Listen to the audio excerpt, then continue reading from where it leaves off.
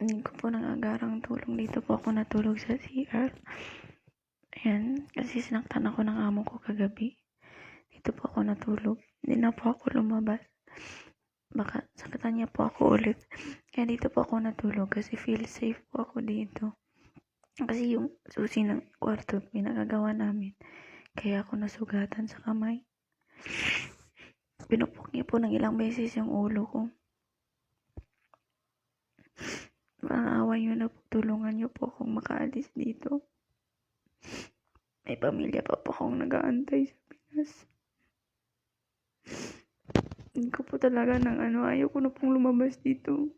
Tsaka 2 araw na po ako hindi kumakain. Kahapon nagtrabaho lang ako, walang kain-kain. Tapos sabi niya sa akin, hindi daw ako maganda magtrabaho kaya wala daw akong sahod na matatanggap. Tapos wala akong sahod na matatanggap. Tapos pinapatrabaho niya pa ako sa bahay ng nanay niya. Ang masaklap pa doon, minanyak ako noong October ng asawa niya. Kaya po akong na uuwi na lang po ako. Kasi may pamilya po akong nag-aantay. May anak din po ako. Kaya kailangan ko po ng urgent na tulong.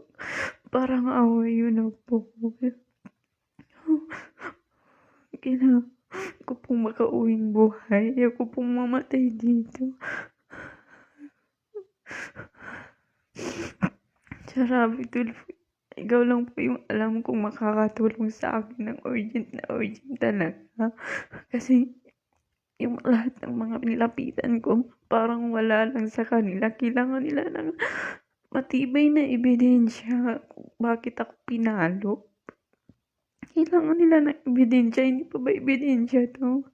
Yung nahihirapan na yung isang OFW dito sa ibang bansa. Kailangan pa talagang umanap ng ebidensya. Paano maka-ebidensya na pinupok na nga yung ulo ko? Paano pa ako makakalanghap ng ebidensya doon? May gana po ba maghanap ng ebidensya sa pagkakataong ito? Ito na po yung kapalaran ko dito. Sobrang sakit po. Tsaka hindi ko po alam na dito ganito yung dadanasin ko dito. Kasi lahat naman ng OFW pupunta dito para magkaroon ng pera, pagpadala sa pamilya. Tapos ito lang yung madadatnan ko dito. Kailangan pa nila ng ebidensya may ibigay para lang maalis ako dito. Anong hintayin nila? Mamatay ako dito. Please po, parang ako po salamat. Tulungan niyo po akong makalis dito. Dito po ako natulog. Hindi po ako lumabas. Ito po yung unang pong higaan ko kagabi kahit sobrang lamig. Tiniis ko po. Nanginginig ako sa ginaw. Tiniis ko pong dito ako natulog. Dito ako natulog sa CR. Parang away na po. Kailangan ko po talaga ng tulong.